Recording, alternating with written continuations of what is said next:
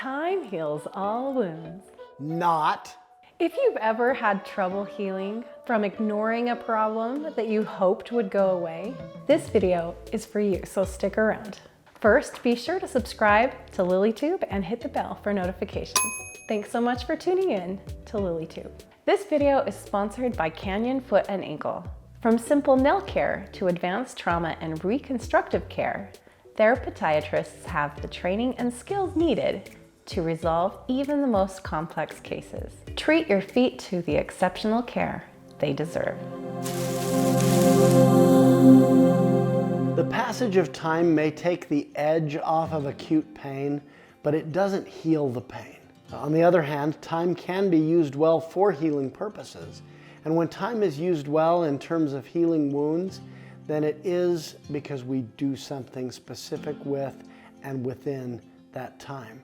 Kind of like our sponsor cures people's foot problems. Imagine if you came in with an infection in your foot and the doctor said, time heals all wounds, go home, it'll get better. Well, pretty soon you're gonna come in with gangrene, right? And yet that's what people do all the time. Right. With really serious situations such as divorce and other really life-changing situations that time doesn't heal all by itself. You know, when it comes to healing, we can't not talk about rejection. Because of course. It's along for the single ride from the first time you gain the courage to tell someone that you're interested and give them a choice to opt in or out. Coming up on LilyPod, we're offering a free 3-part series on rejection, which is one of the hardest things we have to deal with in the world of dating and relationships. So check it out on LilyPod, episodes 117 to 119. Rejection by someone you were momentarily interested in takes a moment. Rejection by a partner you were seriously invested in typically takes longer to recover. With good strategies, we can heal faster.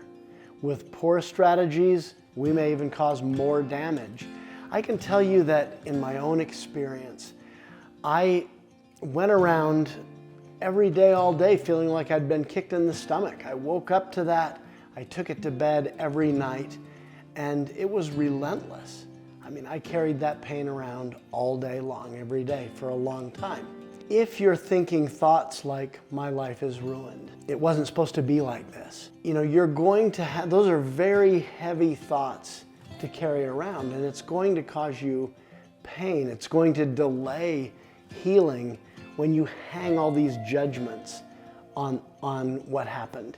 Jeff, I don't know about you, but when I got divorced, I had those thoughts, and those thoughts kept me stuck in my pain, which was in my chest. I felt this really heavy pressure in my heart area. With you, it was in your stomach. But the thing that we've discovered in thinking those thoughts is that it kept us in pain longer.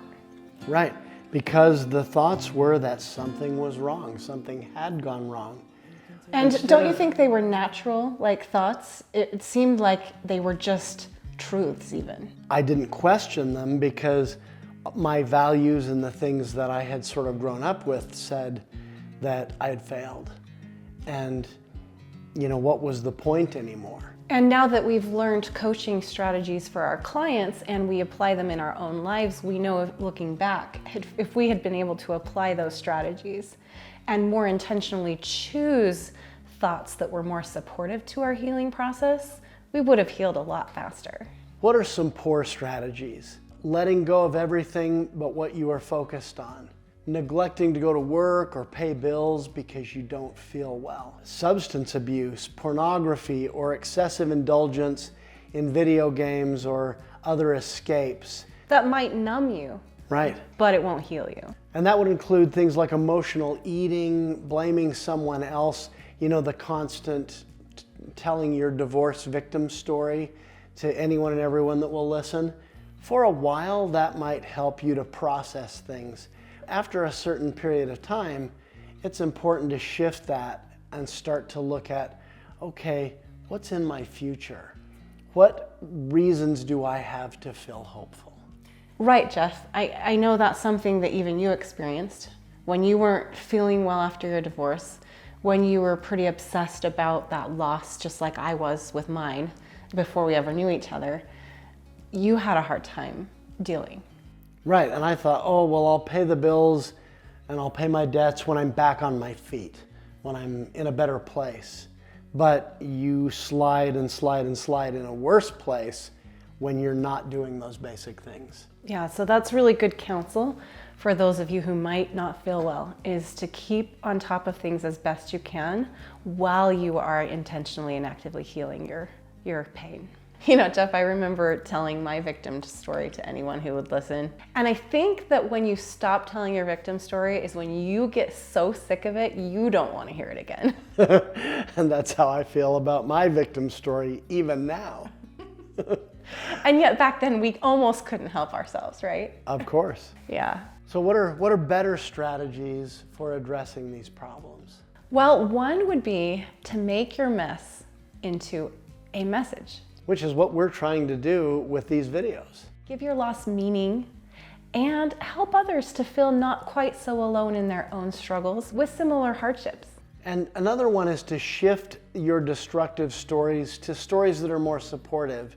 In other words, instead of saying, my life is ruined, you might say, I have a fresh start. You're describing the same thing, but you're describing it in much more positive terms. You're looking for the opportunity in it rather than the pain and the loss. And if you can't believe you have a fresh start, maybe you could say, maybe I have a fresh start. It needs to be something you can believe, so make sure that you reframe it to something you really can believe until you can say it a little more strongly and believe that. You know, Jeff, I think one of the best gifts that we can receive is the gift of supportive thinking. And sometimes that gets offered by someone else. We might hear a thought that resonates with us and we'll adopt a thought that feels very supportive, or we might come up with it creatively by reframing what isn't serving us in our mind to something that will. Expecting time to heal wounds with no active involvement in your own recovery is kind of like expecting broken bones to heal with no physical effort to reset them. Sometimes we become bitter people if we're not making personal commitments and efforts to heal and become better. We have a new Life Design After Divorce 12-week course that helps divorced singles actively recover and reclaim their lives. If you are interested in healing your relationship loss wounds with intention rather than just waiting around for it to happen, we would love to have you join others who are finding healing and recovery more quickly than ever before. Visit lilywebinars.com/order page to gain access to our 12-week course and start your intentional path to a more peaceful and joyful life in spite of your loss. What have you done to intentionally heal from loss and heartache in your life? We'd love to hear your strategies. Please share with us in the comments. And remember that any time is a great time for more love in your life. Thank you for watching.